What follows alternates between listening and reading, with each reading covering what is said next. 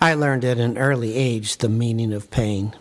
When the topic arises, forcing me to reminisce about this one experience so long ago, I find that the only thing really missing is the physical pain. The mental anguish still haunts me even to this day, even as I speak about it. In that instant, I obtained a level of sustaining grief that I would rather have lived without, or to put it better yet, live without. As there has never been a day that I have not thought of this incident. When the 8mm reel of film containing my life story is rolled for all to see during Judgment Day, this event will stand alone as one that would cause me to hesitate at almost every decision I would make my entire life. Here is what happened as I can best recollect. My mother had gone to the grocery store to pick up a few items. My grandmother had arrived a few days earlier and would be visiting with us for a month.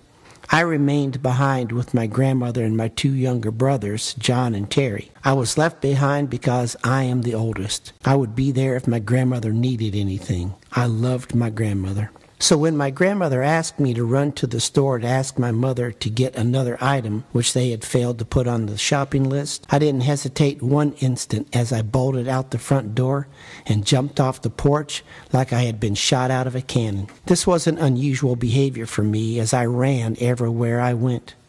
My grandmother didn't even realize that she used the word run.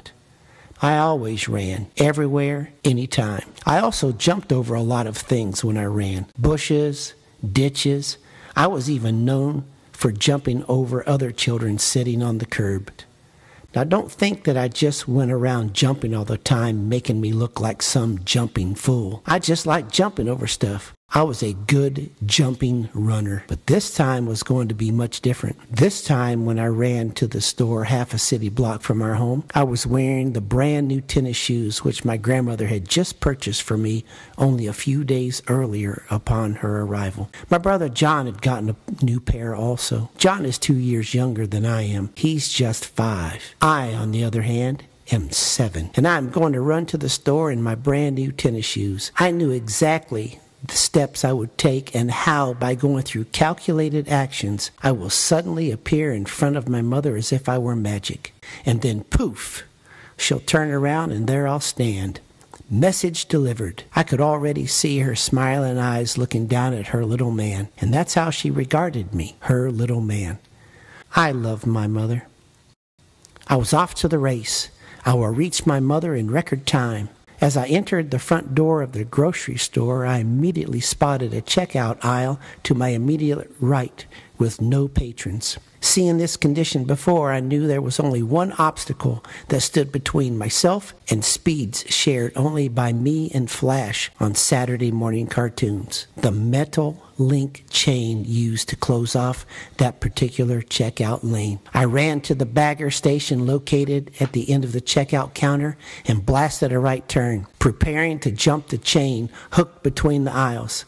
I had jumped these chains several times. This time, though, I was wearing new shoes. I strained to recall the vivid details of this incident so long ago. I still don't remember if one or perhaps both new shoes got caught as I leapt over the chain. The toes of my shoes grabbing the chain stopped my forward motion the same way a tail hook on the rear of a jet prohibits the plane's forward motion while landing on an aircraft carrier. This sudden halt of my forward motion caused me to immediately fall forward. My hands, which were just moments ago gripping the railings on either side of the checkout aisle as I catapulted myself over the linked chain, were nowhere to be found when I needed something to break my fall. Unbeknownst to me, my hands had delegated this task to my cleft chin. Chin first, I landed on that linoleum tile-covered concrete floor. In an instant, I broke my 2 top front teeth. The left one was snapped just below the gum line. These 2 permanent teeth, which had been fully in place for about 3 months now, were gone forever. My mother later said that when she heard the blood-curdling scream of that poor child, that she had said a silent prayer thanking God that her children were all safe at home.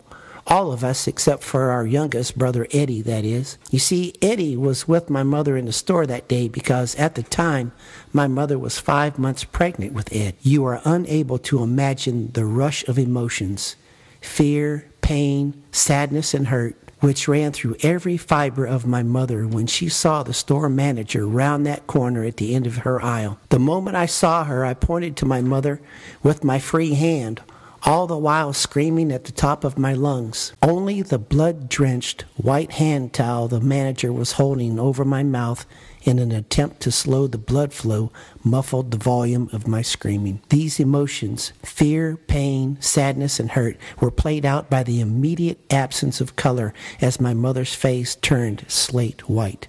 And to think, just moments ago, she was thanking God. I had my first root canal that day. Dr. Fisher had his hands in my mouth for 4 straight hours. My mother never left my side.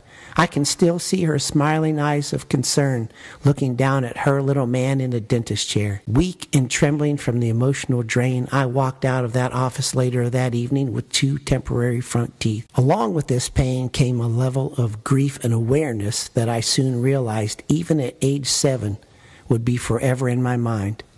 I wouldn't be able to live without this grief, so I had to learn to live with it. My mother knew this more than I did. My mother played a huge part in molding the emotional clay of my childhood. She didn't try to sugarcoat what had happened by saying things like, "You'll be okay," or "It'll be all right," as you will sometimes hear people say when they try to throw a blanket of consolation over someone who has been through something as devastating as having one's front teeth knocked out. Those words would not have worked then, and they wouldn't work now. No words could miraculously change what I had gone through. No, instead she helped mold my attitude, an attitude which has allowed me to see life as a much bigger picture than just this one moment. As I mentioned earlier, this event will stand alone as one that would cause me to hesitate at almost every decision I would make my entire life. These were decisions about which sports to play, what types of jobs to accept, how to speak in public and not be self-conscious of the appearance of my dental work, and yes, even my running habit. Please do not think, though, that this caused me to stop running. It did not. It is true, though, that I no longer would throw care to the wind. I would no longer tear around the corner of a building or blindly blast through a doorway, not knowing who or what was on the opposite side. I truly believe that this sudden, life-changing incident knocked out my teeth and also knocked over the first domino towards building my real attitude, the attitude of my life. Looking back, I was still the oldest of 4 boys. I could still run, for goodness sakes. I just was not much of a jumping fool. My childhood was great, better than yours, I would bet. However, I am not here to wager. I'm here to tell you about a single moment in my life and then turn around and share with you how this changed me.